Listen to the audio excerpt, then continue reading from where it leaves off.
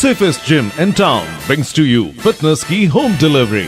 अब घर बैठे बुलाएं आपकी सर्टिफाइड फिटनेस एक्सपर्ट जो बस आपसे कुछ क्लिक्स ही दूर हैं। डाउनलोड करें antimatter fit app. Choose your service, choose your time and choose your location.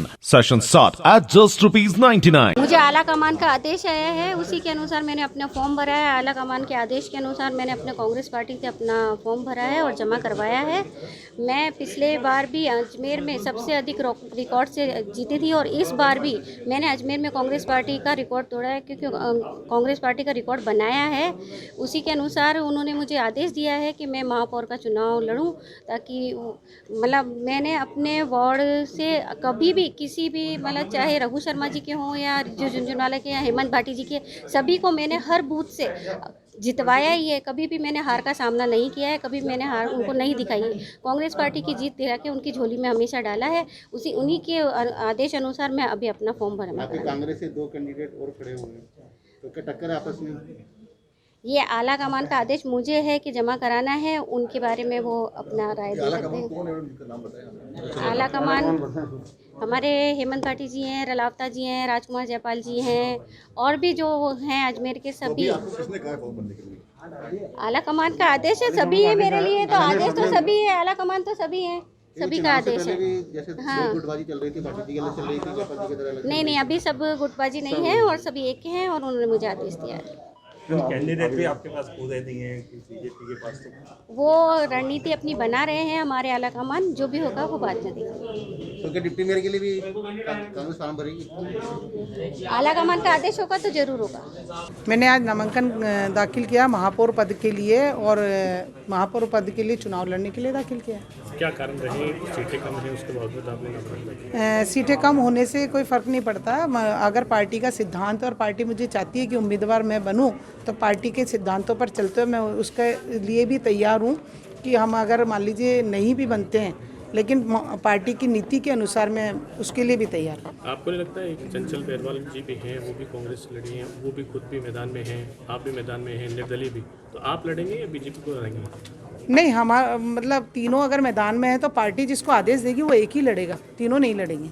Draupadi ji, 80 की संख्या, आपके पास मात्र 17, सामने बहुत बड़ी संख्या में बाहुबल और बहुमत है, उसके बावजूद अपने आप में एक चुनौती आपको दे रही है। बिल्कुल बिल्कुल, मैंने एक चुनौती ली है। कभी कभी क्या एक छोटी चींटी भी हाथी को मार देती है, तो क्या पता हमारे भी यही वो चींटी हाथी को मार दे। इस चुनौती को इस आधार पे मैंने एक्सेप्ट किया। तो मानते हैं कि पार्टी के अंदर कहीं ना कोई अंदर से भी कुछ चल रहा है? मानते कि आप भाजपा में सेंधमारी कर पाएंगे? कोशिश जारी है।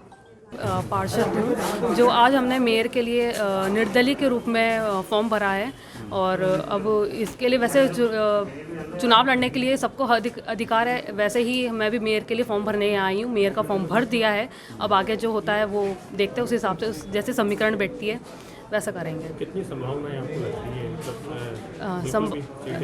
हाँ नहीं, लेकिन वो बात अलग है, लेकिन हम अपनी फाइट भी नहीं करें, स्टैंड भी नहीं करें, ये तो गलत है। ये सबको हक है अपने लिए चुनाव लड़ने का, तो इसके हिसाब से ही हम यहाँ फॉर्म भरने आए हैं। हमारे प्रदेश से जो हमारे चुनाव के यहाँ प्रभारी रहे नगर निगम के शारदा खान जी और हमारे सादिक साहब जो एमएलए साहब, इनके यहाँ मौजूदगी में सभी बड़े नेताओं से जो है चर्चा की गई और सभी बड़े नेताओं के अलावा पार्षद गणों से भी जो हमारे यहाँ से जीते हुए हैं उनसे भी हमने चर्चा की। उसके बाद सर्वसम्मति से एक निर्णय लिया है कि हमारी द्रौपदी देवी जी जो है हमारी पार्षद, जो 3 बार पार्षद रह चुकी हैं और जो है एडवोकेट हैं और जो है उनका एक मतलब यहाँ नगर निगम के अंदर बिल्कुल साफ छवि के रूप में कार्यकाल रहा है, उनको हमने पार्टी का यहाँ से अधिकृत प्रत्याशी घोषित किया है मेयर के लिए। 2 अन्य ने भी आवेदन किया, वो कोई बात नहीं, वो उससे पहले का था, अब हमने अधिकृत प्रत्याशी कर दिया, वो सब हमारे वापिस लें। सबकी सहमति थी, जो टिकटार 3 लोग थे,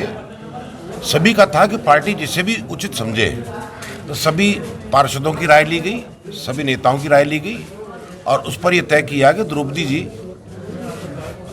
पार्टी के अधिकृत प्रत्याशी हैं नगर निगम में। और हमारा ये चुनाव का जो हम लड़ रहे हैं नगर निगम के मेयर का चुनाव, ये परिवारवाद के खिलाफ लड़ रहे हैं और परिवारवाद निश्चित रूप से यहाँ अजमेर में जो हो रहा है, तो विकट नुकसान हुआ, अजमेर को विकास नहीं हुआ था।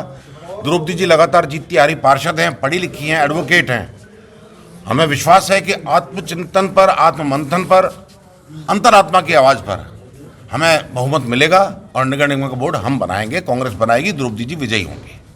संपर्क में है आपके पार्षद दूसरे, संख्या बल आपका बहुत कम है इसलिए हमें विश्वास है अंतरात्मा की आवाज़ पर, अजमेर के विकास के नाम पर हमें वोट मिलेंगे। लेकिन आपको समर्थन भाजपा के पार्षदों का बेहद जरूरी है क्योंकि निर्दलीय और आपके देखिए, पार्षद तो वर्तमान में कोई भाजपा का नहीं, पार्षद जीत कर गए हैं, जनता ने जिताया है और जनता की आवाज़ है अजमेर का विकास। और अजमेर के विकास में द्रौपदी जी पर हमको विश्वास नजर आता है कि द्रौपदी जी जीतेंगी और अजमेर का विकास होगा।